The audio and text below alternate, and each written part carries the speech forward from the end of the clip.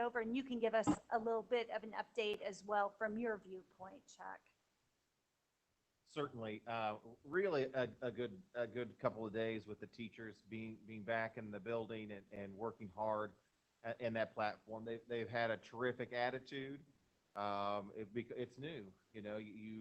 Most of those folks prepared their whole life for a career in education that looks nothing like what they're doing now, but they have been tremendous, just open and learning, and we've been preaching a lot of grace. Just so proud of folks. So today we started off with an assembly.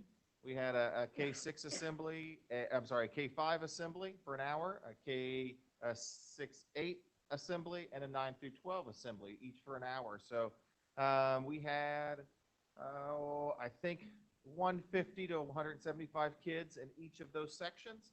So pretty good attendance considering day one, and you consider technology on everyone's end has to really get synced up for that to work. But you know, you got on there and you saw smiling faces from kids, and it was a nice shot in the arm for folks that were feeling pretty overwhelmed, you know, trying to learn everything. So it was a good start to the day. Then we had some individual teacher sessions after that. So we averaged about 40 or 45 kids per session. So the individual teachers at the grade levels, we assigned each teacher a homeroom in K-12, in the K-12 platform, each one of our teachers. So they had some breakout sessions today where they just got in, again, just getting familiar with the platform and had some good communication, let folks know where to find different things in K-12s. And then we wrapped up today with another assembly of sorts, where we met and we talked about stride and what that can look like and what that will look like. Maybe drinking from a fire hose a bit, but this is one step of many. So unlike I said earlier, unlike a regular school day where folks have done that for how many ever years, this looks completely different than what they did. So kids were great, teachers were great today. I couldn't be more proud. Like Dr. K said, we have some bumps we need to address, but we're working to get those alleviated just as quickly as we can. The other issue that we had, we put out a phone number for a virtual learning program help desk. Well, we did not realize that we have internal phone numbers and external phone numbers. So we knew the phone number that went to that office desk and put that number out. Well, that was an internal phone number. There's a different number that you use if you're outside of this building. And so we quickly gave our parents, shared new notification regarding the correct phone number for them to use. And so we are trying to make sure that we communicate, but we know we still need to do a better job. Andy put out a message tonight addressing the several issues that we've experienced. He's in there, I'm sure, right now getting that, because we're sending that just to the students that are in our virtual learning program. So pulling different numbers out for separate messages. Right. And so we really also need to explain better what the first few weeks will look like, so parents won't panic if they don't see 6 or 7 course schedule listed right away, to know that that's part of the plan. And we've really used experts to help us with this plan, because they said, if you try to give students 6 or 7 classes day 1, day 2, they're going to be overwhelmed and you're going to lose too many of them. So build it up, help them get very familiar, have them see success, and then you can start with those courses. So we took that advice, but now we just have to make sure everybody understands the reason we're doing what we're doing. So if anyone is watching, we're just asking for a little patience and grace. We'll work with you. We'll make, at the very end, this is a proven platform that we could have tried something else and piecemealed what we were doing, but we believe this is a robust curriculum and it's going to be much better for our students in the long run than if we would have maybe used some systems that really weren't developed for a true online program. Any questions? How many virtual, it's probably a moving target, but how many virtual teachers do we have and do we need? Right now, we have 20, including including special ed. We have four special education teachers that are helping us out. And I would say, Dave, what we're doing, today we had all of our principals by grade level in classrooms indicate how many students showed up for school today. We know we'll continue getting students this week, so we don't want to pull a teacher from a school to be part of the virtual program until we don't want to keep having people go back and forth. So we want to be fairly certain of what those numbers look like, and then we'll get a few more teachers skilled up for the online program, because we know we're going to need more teachers for that. I know you said that Andy's going to send a message tonight. I don't know how hard it would be to add a virtual learning tab onto the corporate website, but that would be really helpful because I got a lot of questions today and I would have loved to just be able to send them there. Do you know what? You are absolutely right. When the schools, I stopped at the front desk because our secretaries in the schools are getting calls. And they aren't around here to know some of the answers. So I tried to give them some talking points, and they said the very same thing. They said, you know, we're going to e-learning, and e-learning gives us different information. Well, this is a different program and not e-learning, so that is on our list. Okay. I believe we want to put together a Q&A to get out there with some more information and get that tab up there too. And I would recommend that for purposes of the virtual learning, particularly, that we communicate on a daily basis, at least initially, until we have some rhythm, because there will be, I know how I am with technology, and frustration builds for me pretty quickly. That's my own impatience. So if we can communicate on a daily basis in terms of what the status is, where we're going, and it could be just like an update. Great. So the other thing we're going to do is, you know, our tech team, we couldn't ask any more of them. They are working extremely hard, but we need more folks helping them in the beginning. So we're going to contract out with some extra technicians so that we can have a few of them running a help desk for when families are calling in.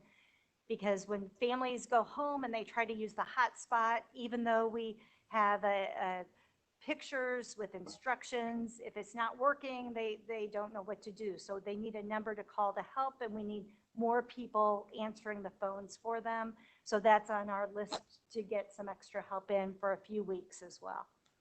and in terms of the onboarding of virtual versus non-virtual, I would presume that most all of our teachers for the in-person instruction are also doing a fair amount of review given the circumstances of the end of last year. So I want the folks who are on virtual to understand that their kids are not falling behind, that right. this is consistent with what's happening in the in-person world as well, in a different way. Now, what are our numbers on virtual now? Do we know? Do you have the latest, Chuck? Yeah, I think so. We have 1,000 that are enrolled and in the program. Now, about 200 were in yesterday, so all those students are in the program. And then we have another 416 that we really need to polish the data before we submit. So we have to make sure there's no duplicates, make sure we're not listing pre-K students. So we have about 414 additional ones to go through. So is that about 1,500 then, or above that, 1,600? No, about 1,400. 1,400, okay. So it's not 1,000 plus 200 plus 416. Right. It's 1,000 plus 416. Yes. So 1,416 students. And then do we know how many registered today? How many came in today, counting only virtual? Becky, she was at the desk. A lot. So those aren't included within the 14, Right. 16. Yes, Well, I they are. believe so. Okay. I believe so. So today, It is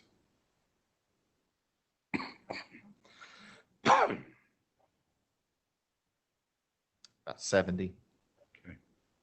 Came in today. And those are included within the 416. Yes. And then what do we have in person? Do we know? I don't have the in-person. And we didn't all the have- numbers were not Right. updated when So I I came can in send from that the tomorrow. principals. Okay. Mhm. Okay. So really, we have 416 who are certainly feeling like they're not in the program yet. Well, I because- would even say some of the 1,000, if they did not, they get a notice that to get into the platform, they have to do a little bit more filling in some information, right, Chuck? Correct, right. And So- that's, go ahead, you can talk Yeah, about that's this. okay. So we had some errors in our initial push. So we had about only 200 of our initial 800 were accepted. So we had a little rub there. That caused a little confusion. And for some reason, it was a K to 5-ish that were accepted, and anyone beyond that were not. So if Jim had a kid in second grade and sixth grade, got a registration notification for the second grade, but the sixth grade kid got kicked out. The middle school kid got kicked out. Long and the short of that, 800 are in. All of those notifications have gone out. 200 were finished 2 nights ago by K-12. So those notifications went out today. So about 1,000 notifications have gone out to this point. So that would mean 1,000, so this next step is at home, they have to fill The fill two-step in, process. there's a Yes. two-step process. So- And so helping them understand their process, we Right. also need to help with that. And you know, some don't use email very often that we've Right. learned. And are you getting necessary support and assistance from K-12? Yes. Yes, they've really been pretty tremendous. They actually had someone down here and she stayed extra to be able to continue Right. to help us. So that was Right. over and above what we even, Mhm. And if we have to pivot at some point due to circumstances to virtual learning, are we going to use K-12 then for everything at that point? I think, no. I think that, you know, we're having our teachers in classes learn Schoology. Right. And they would be putting curriculum on because we may be coming in and out Okay, of in-person instruction. okay, Hopefully, we're in for the year. I'll be optimistic. okay. Mhm. And I think the board would agree to get additional assistance in as quickly as possible because obviously lessons we learn now, we're going to have to employ. And I know other systems around us are having to go to virtual right now. So we're all, anybody else have anything on that issue? Do we have any public comments? None? No. Okay. In the consent agenda, we have minutes, donations, fundraisers, personnel, authority to prepay claims, and claims approval.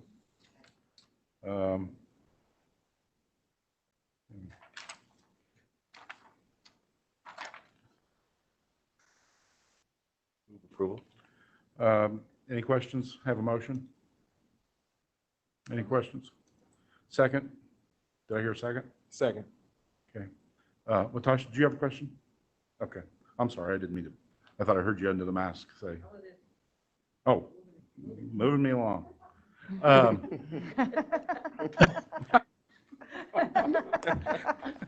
It's like, come on, jeez. Do you have that, Becky? Yes. Yes. All those in favor signify by aye. Aye. Pose Same sign. Okay, we'll show those approved. We will move on to Mr. Jerome and the petition, permission to advertise the 2021 budget. Thank you. Included in your board packet, we had, it's about 20 PDFs. I will not belabor all of those. This is probably the second or third year you have set through a budget process, and it's third year that we have gone to 3 buckets of funds versus it used to be 5 buckets of funds. But basically, just to review and just remind you, we're really looking at an 18-month process, the last 6 months of spending and revenues of 2020, and 12 months of calendar year revenue and spending for 2021. So what we basically do, we tell the public, this is where we think our spending is going to be for the next 18 months. So that's really what our process is. We had the old buckets of fund, general fund, debt service, capital projects, transportation, and bus replacement. We now just have education, operation fund, and debt service. And I've tried to keep those in front of you when we talk about the monthly financials each month. So going forward, I probably won't have to keep reminding you of that. Certainly, we're just down to 3 buckets of funds. 3 of them, those 3 buckets of funds, only 2 of them have a tax rate. That's operation and debt service. So I'll just jump right into the very first fund I wanted to talk about. It's the education fund. That's the largest bucket, if you will. There's the pie chart. That's item number 5. That really kind of replaces the old general fund. It really represents everything that's the direct instruction or instruction support. It's almost like everything that's in a school building itself. That's considered education fund. The teacher salaries and benefits, special education, the principal, their secretaries, instructional assistants or nurses, their supplies and so forth. That makes up the education fund, and that's our largest fund. And in 2021, we plan to advertise $32.2 million. Last year, we advertised about $38.8 million. The reason it's down significantly this year by $6 million, we no longer have to gross up the budget to represent the transfer from the education fund to operations. So now we only advertise for $32 million. That particular pie chart we already did. Let's look at operation fund. Operation fund includes like this particular building of administration costs. It also includes the business office, transportation costs, fixing your buildings, roofs, doors and floors, repairs and maintenance of buildings and buses. Those types of things make up operation fund. This one is supported by a local tax rate. This fund particularly is very much impacted by what we call the local tax cap. And this is the one, believe it or not, that we take a hit each year regarding this tax cap. This year that we're in right now, 2020, our tax cap hit was $9.7 million. The DLGF auditor, Ryan Burke, who works with me on the budget process, it was projecting that we'll have a $10.7 million tax cap hit here in Delaware County for Muncie schools.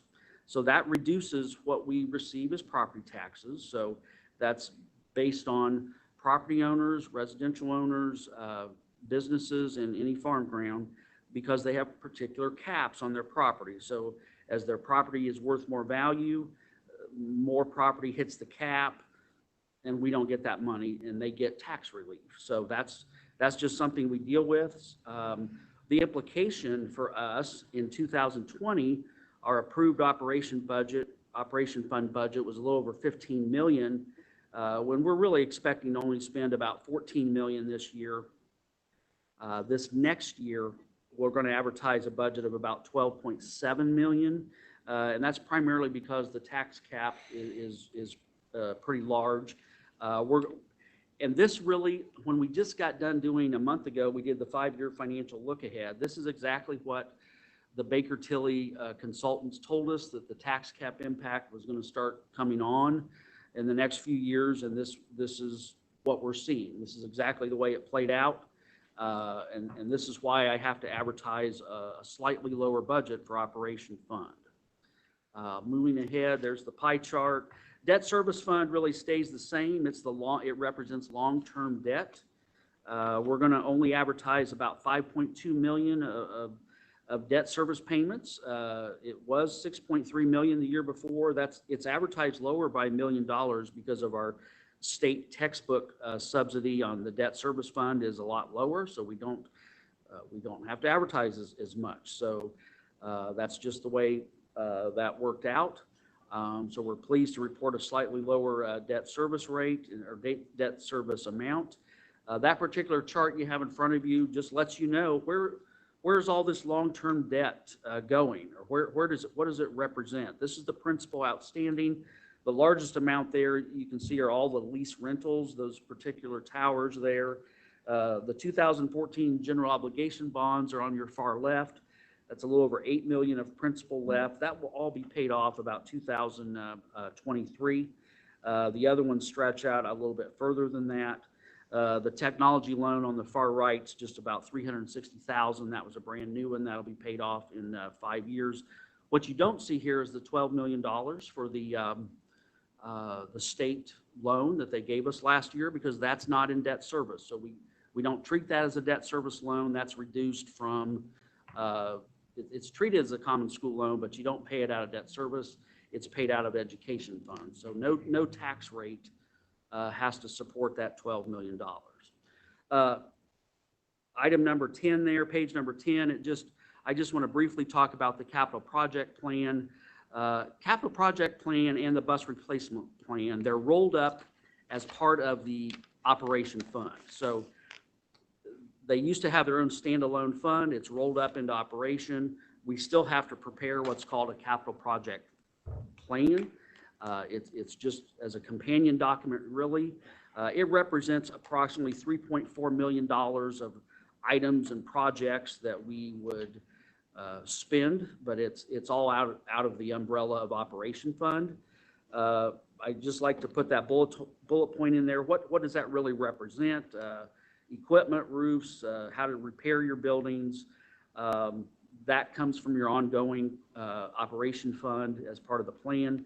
Anything we would want to do long range that would be identified from our facility committee, we would probably have to use bond funds for that to make long-term repairs. We'd have to issue bonds and pay it out of debt service. You just would not have enough funds out of your normal capital projects budget or your operation fund budget. Bus replacement plan, very small, really. We did not advertise any money to replace any particular large dollar buses in the 2021 budget. It used to be you always had to show a 12-year plan. Now we just show a 5-year plan of buses. We currently own only 8 buses. They're mostly the little small white activity buses. This last year, when we had a bus that failed, we were just able to go out and buy a used bus for like $5,000. So we did not have to spend a lot of money for that. So just the timing of some of our vehicles. At some point, we will have to buy some new white buses, and we have that in our plans. So item number 12, that's really just kind of shows you and the public, what are we going to advertise in terms of our tax rate? And we always advertise high because you're expecting it to be cut. So that's what you can never, this is just the process you have to do. And I wanted to show you, we're advertising approximately a total budget tax rate of $2.11. Last year, we advertised about $2.05. That compares to your actual rate of $1.27. So it will be cut based on the process the Department of Local Government Finance goes through for us. Item number 13, I'm sorry, that particular slide, it just basically says we advertise our budget high because you cannot raise your budget or the tax rate or your spending after it's advertised. It can only be cut. So that's why the DLGF auditors work through us with that to make sure we advertise significantly high enough that they can cut it if there's issues or problems.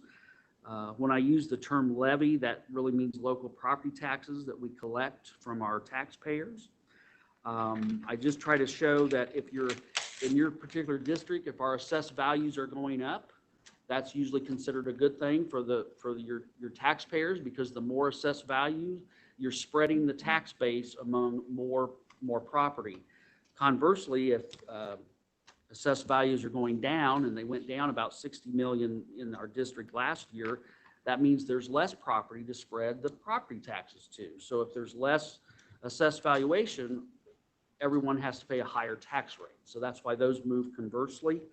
And then the tax caps are just limits on what property tax owners will actually pay. Page number 14 just shows you our timetable, what we're doing. Tonight, I asked permission to advertise the budget. We'll advertise it on the state website. We'll advertise it on the state gateway system and our own local website, August 13th. We'll come back to our school board meeting August 25th to have what's called the budget hearing, and we'll adopt the budget on September 8th. Just page number 15 is just another summary. We're going to advertise a local levy of a little over $28.9 million. That compares to the actual levy we had at 20.6. So we don't need to panic. That number will be cut significantly on the levy. This just shows the tax cap this last year was 9.7 million. We estimate to collect this year about 53% of that levy. So that's just what we deal with in this particular district. And the tax cap continues to grow up, continues to go higher. And it went up $1 million between 2019 and 2020, and the DLGF auditor was explaining that he thinks it'll go up $1 million again. So the higher that goes, the less taxes that we have available to us. Page 16 there, just some of the assumptions I used to prepare. I would say when you're preparing a school budget in the middle of a pandemic, that's a little bit unusual because you don't know the potential impact of that. Probably when we started doing this back in July, the budget is not so much impacted by the expenses of the pandemic because we're able to offload all the expenses of the pandemic against the federal CARES grant or the FEMA dollars. So I'm really not impacted when we had to buy gloves, masks, and PPE. We'll get reimbursed for those. Where we were just unsure is how the pandemic might affect us in terms of enrollment. Okay, and that's really where it creates some unusual uncertainty. So we still have prepared our budget with the same type of spending plan in mind, but I also acknowledge the fact that potentially, you could lose some revenue because of that. But because when you prepare your budget, you're really preparing your spending plan that you can't spend higher than that, and that's why we could certainly acknowledge that we get to our actual enrollment date of the middle of September. That helps set the stage for at least the last 6 months of this calendar year on revenue. So at least I can say, based on, we do expect my education fund to be balanced. In other words, revenue would be higher than expenses as long as our enrollment doesn't truly decline a huge amount. And right now, we don't think enrollment is going to dive in a big amount. So we think it's going to be very close to where we were. We were in February, our last count day, we were very close to 4,900. And I know we're still talking about some estimates, but we did not drastically drop our enrollment projections because of that. Page number 17 on the operation fund, I think I mentioned that before about it. It makes up these large categories of the former general fund expenses, the capital equipment, transportation expenses, and we're going to advertise a spending budget of 12.7. What I can tell you on my strategy, if you're wondering to know, well, Brad, how are we going to do that? That's quite a budget reduction because of the tax cap. Anything that we're not able to spend in 2020, if we have appropriations left over in the operation fund, we will certainly carry over that appropriation to 2021 to help offset that impact, because what we don't want it to do is offset our ability to not be able to spend money to fix things in 2021. We also will still have available to us the remaining funds from the 2014 bond project. If you remember, we were finishing up the roof plan and the heating and cooling project, and we still have a little over $600,000 uncommitted once those projects get finished. So that's a potential way to help us in the short term on the operation fund type of items. Item number 18, that's really the budget we'd like to advertise. The education fund, a little over 32 million. I mentioned that. Debt service, 5 million. A total budget of 50 million. That looks like a drastic cut from the year before, but that's because debt service was higher by $1 million last year, and the operation fund was a little over, I'm sorry, the education fund was almost 6 million higher. But this is where we think our spending plan would be, and we'd be very comfortable with that. And that's what we'd like to advertise. Page 19 there, that just shows you a comparison of where we think we're going. And I always like to close it out with some questions. If you have questions about it, I think I mentioned, we don't talk about food service because food service is not a tax-supported fund. The $12 million state loan, that's already deducted from the education fund. Our expectation on the $12 million state loan is it has to be paid back by 2028. And we were going to deduct that $12 million state loan payments for about the next 4 years out of the education fund. And then we flip over and start deducting that $12 million state loan out of rainy day. So that was our strategy we created before we did the 5-year financial look-ahead plan with Baker Tilly. And so far this year, our expectation in 2020 is still to set aside another $2 million in our rainy day fund. So hopefully that plan will come to fruition. If there's no other questions, this is your opportunity for questions. After that, we're just going to ask the school board for permission to advertise the budget. Okay. So. Questions? Questions? So, Brad, on page 7, when we're looking at the operation fund, Sure. supported by local tax rate and transfers from the education fund. Yep. So, of the 12.7 million, what percentage of that, if any, is reflected by transfers from the education fund? Well, we're going to receive in the operation fund budget, we would receive 5.8 million in the transfer. So of that 12.7 million that we're going to spend, almost 6 million of revenue comes from the transfer. Okay, former general fund items, Yes. that's what it's looking Yes. at. Mhm. So, and my understanding is that the statute permitting the transfer from the education fund sunsets in 2023, is that correct? From debt service.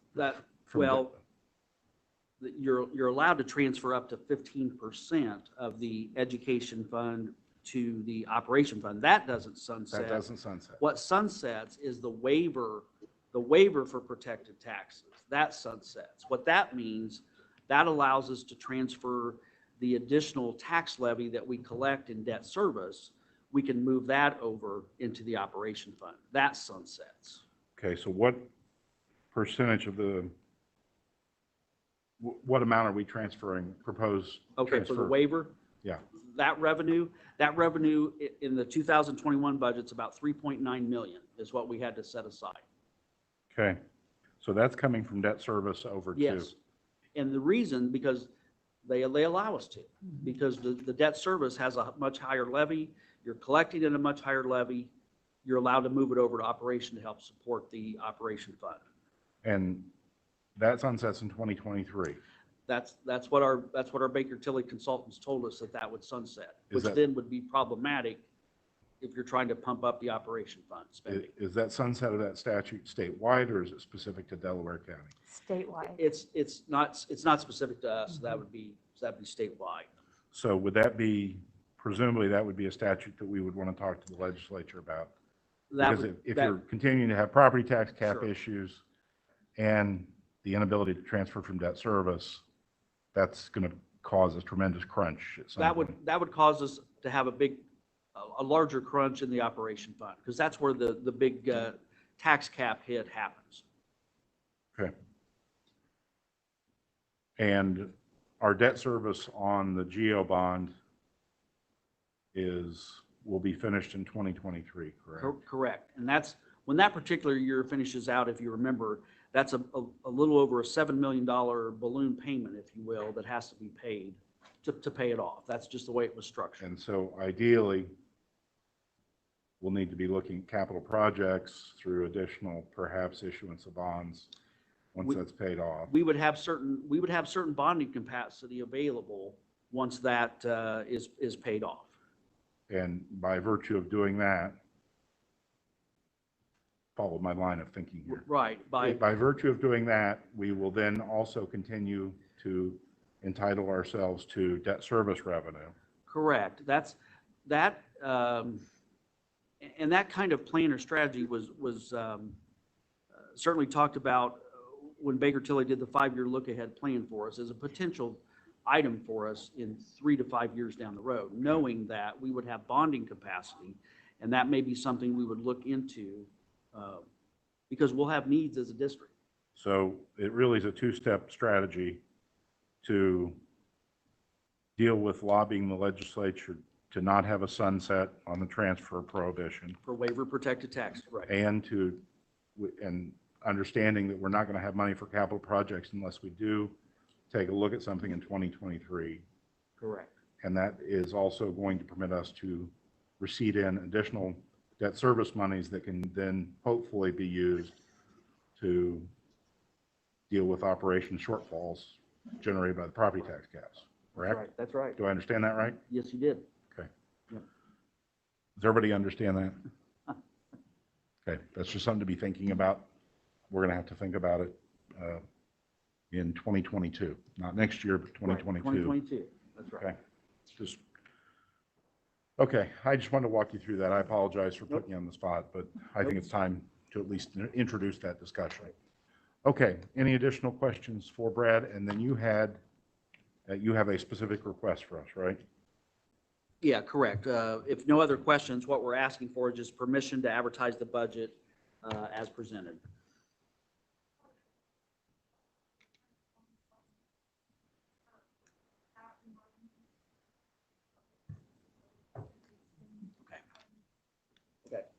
They're meeting, aren't they, soon? Once we get all the bumps out of the way here. Right. As the chair of the facility committee, I will be more than willing to put that committee together again. We wanted to get over the hump of starting school. So there you go. Yeah. We haven't forgot you. Okay, so we'll get them back together and prioritize a list of things that are, I mean, we're going to need attention. I mean, Right. there's no question. So, and my understanding, Brad, again, just for the benefit of the group and the benefit of folks watching, is we will, if everything goes as planned, we will have about 1.1 million from this year's operation fund budget, plus a little over $600,000 from the 14 GO bond to roll over. Right, that's correct. So we would have money for projects that came up. That's correct. Thank you for your really diligent management of what I find to be an extraordinary complicated way to do business, but Great work. so. Move approval. Okay, we've got a motion. Seconded. Okay, could you get that? Okay, all those in favor signify by aye. Aye. Post same Aye. sign. Mark on it. Where? Mark's. Mark on it. Oh. That was Mark. Mark who? Mark Koo. Oh.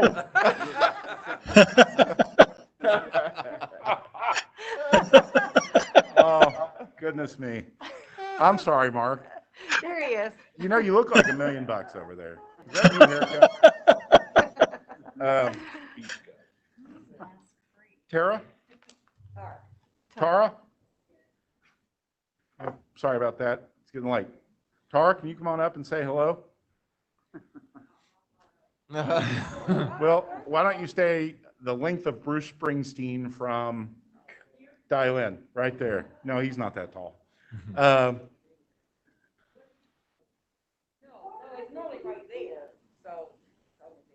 you want to be on the camera? Okay. Just want to take a moment and say congratulations and thank you. Congratulations on the job and thank you for taking it. I thought, do you have anything you want to say?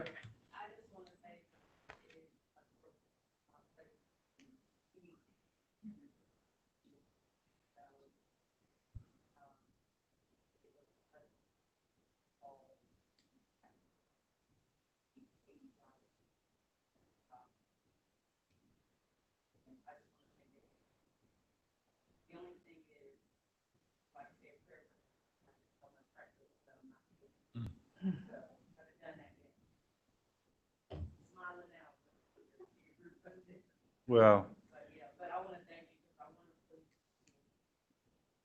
take people aside, athletic, and want to be able to make sure people for our high school coaches and athletes and just really, give our kids, the opportunity that I feel. well, I don't know if Leanne told you, but when this became an opening, the first name that came to all of us, the board, was yours. So then that's a compliment. And so we are really, really, really happy that you're doing this job. And so I know it's very difficult this year, but and that's why I say thank you also for taking it on. So have a great year. And if there's anything you need, let us know. For the benefit of the public, this is Tara Gudger from Northside that you all cannot see. She is already the student assistance coordinator, but as of tonight, she will also be the athletic director at Northside, just so everyone is aware. And she is a gem for our corporation, so we're delighted that she's accepted this. Thank you, Brittany. And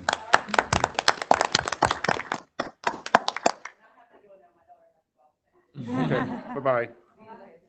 She was saying, have they approved it yet? Because I'm trying to leave from mid-station, get the kids on the bus to get there. I'm like, good.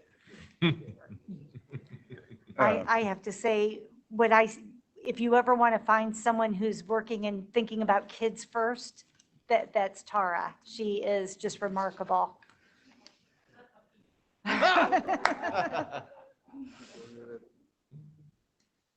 So, and Watasha, interrupt me next time. If I'm droning on, somebody needs to get out of here. Yeah. Yeah.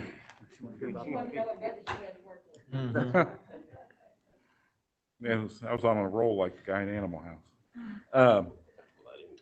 Let him go. Just let him go. Yeah. Dr. Reynolds. Right, I get to follow Tara with test administrative guidelines. Yeah. Are we actually going to do those? Well, I bring before you this evening, just for informational purposes and if you have any questions, we have some administrative guidelines. I think this is pretty regular practice for the corporation, but you'll see the revised guidelines. You'll see the roles and responsibilities of the corporation test coordinator to the classroom test proctor, the required training for all those that may be involved in the assessment process, the security and accountability measures, the communication of students' expectations, the test proctoring procedures, and the reporting of test irregularities. It's all included in our MCS administrative guidelines for test security provisions for statewide assessments. So it really informational. It doesn't require any board action, but informational, and if I can answer anything. Who's our corporate test? Corporation, that was Joanne, is now Craig Standish.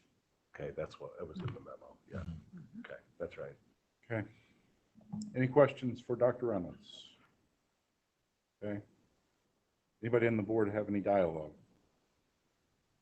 or monologue? Anybody? I just want to say a quick thank you to all the faculty and staff. I know there were some bumps in the road today, but like they said earlier, I think all the kids were super excited. My own kids were really excited. It was like Christmas Eve at our house last night. So I just wanted to say a personal thank you to everyone, especially the teachers. We know these are trying times and your classroom looks different and your schedule looks different, but the kids look the same. So we really want to say thanks. Yes. One question, as far as like crossing guards, so are we using our own staff or? I saw Chuck. I saw Chuck as well. So that was the city used to provide crossing guards, but this year they're not able to. And so we are using our own internal staff. So Chuck has a couple different spots to do in the morning and then at the end of the day. And we were able to fill all of those spots with internal staff, and that is not going to be any additional cost to us. So good job, Chuck, Yes, for thank you, Chuck, for working doing on that. that. Yes. And Brad too.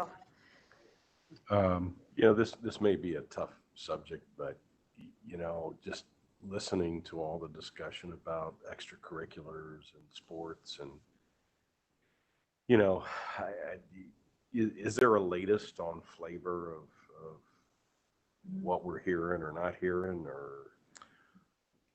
I know Delta today, as I was just left the office, was going to go 2 weeks virtual. That their testing is going to affect, obviously, the first game with Central. I've been following the IHSA. I've not seen anything new today. So today we had a conversation, all the Delaware County superintendents and our athletic directors had a conversation with the Delaware Department of Health. Because any activity over 250 students, we have to have a plan that goes just like all of our reopening plans. And they believe that they're going to hear some more guidance on Friday. Just like everything else, we'll just continue Guidance from the state. guidance and hearing new updates. Is So it- right now, we're still at 4.5 and, you know, moving forward with all of our activities. I'll say my daughter, 8th grade, so I talked to her before I came here to see how her day was at North Side. And only complaint that she had was that she knew that they would be socially distanced at lunch.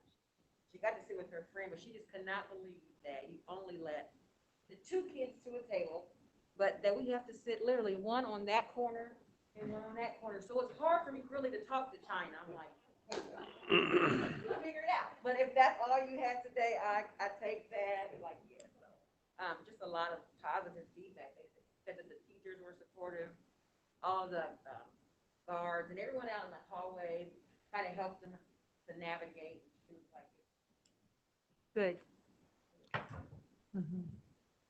Okay. Any additional questions? Okay. Media, anything for you, Rick? Just clarification based on what you said. Muncie schools assured of virtually educating all students with their job. Yes. Yes.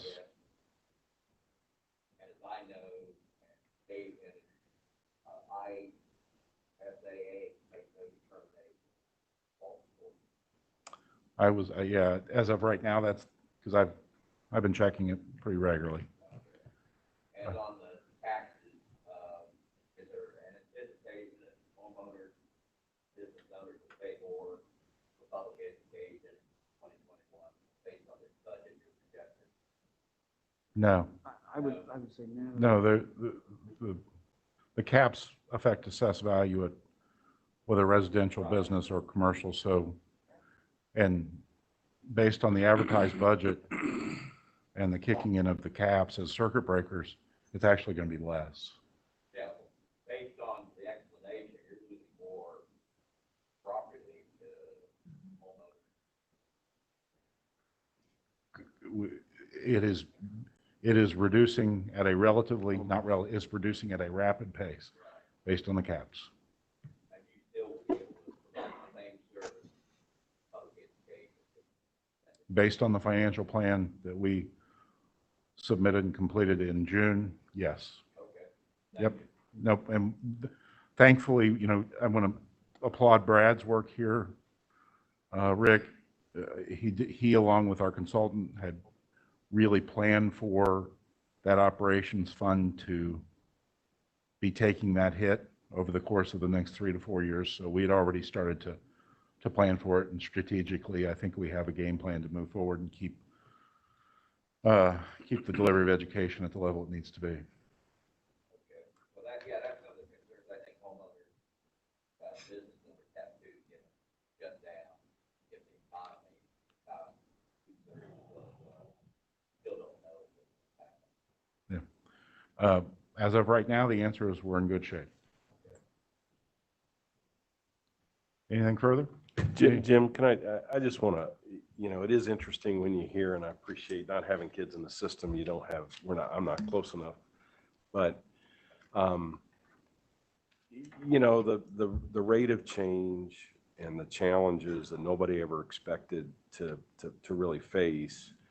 you know, I just want Dr. K and Chuck and Brad and Chuck and, you know, Dylan and everybody to know that, you know, you guys, I think I can speak for everybody, have our full support. If you have to make a decision that you have to make it, because things are changing all the time, and we got your back. And I hope the community knows just how much effort and how well you all have done. I have a daughter who teaches first or kindergarten, and she starts tomorrow. And you know, in a school district that has blessings that we don't have here, but they have very much the same issues that we have, and I'm not sure they've handled them based upon her description as well as you and your team have. And we got your back, so don't be afraid to make whatever decision you guys feel you need to make. Mm-hmm. Absolutely. Would echo that. You bet. And I would say I was at a meeting on Saturday with someone from a school district in an adjacent county. I won't identify it, but they will not have enough devices, Chromebooks, to supply each of their kids with the technology necessary to go full virtual until February. Because obviously the demand from across the country has been significant. So MCS was in front of that curve. And I want to thank, you know, Leanne and others and Brad and Chuck for, you know, even before the shutdown last spring, we had, you know, developed a plan and used the money that we were allotted from the federal government, I believe, to buy additional systems. So that's just another example of where we are. And we are facing problems that are similar to those around the state and country. And it's not going to, I would say, for the benefit of the public, if you're watching, it will not be perfect. Our folks are working somewhere between 14 and 16 hours a day, though, on it. So they were here Thursday night until 7 or 8 at night, working with devices. They were here Friday night, a similar length of time. And so it's been an all hands on deck, and everybody showed up. So thank you. With that, let's let them get back to work.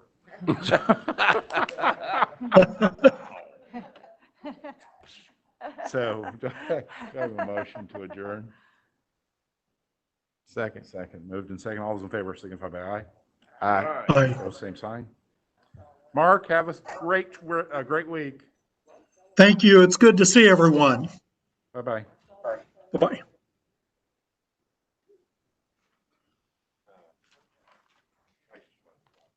Oh, that's perfect. That's perfect. That's great. Perfect.